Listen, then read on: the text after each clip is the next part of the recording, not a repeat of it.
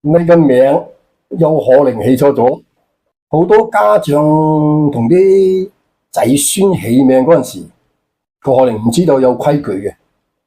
邏輯學有講，內涵越多，外延越少。所以起名最好嘅辦法係咩咧？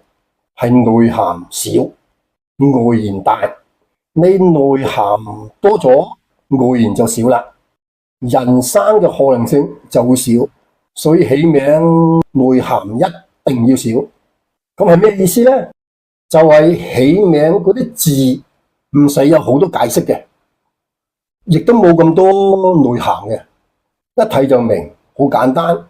正所謂簡單就係精，冇咁多解釋嘅就係內涵少。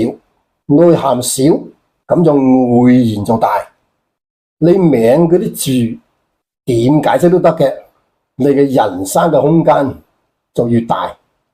相反，內涵越豐富嘅字，肯定就越多，咁你嘅空間咪越少咯。呢啲就係起名嘅規矩。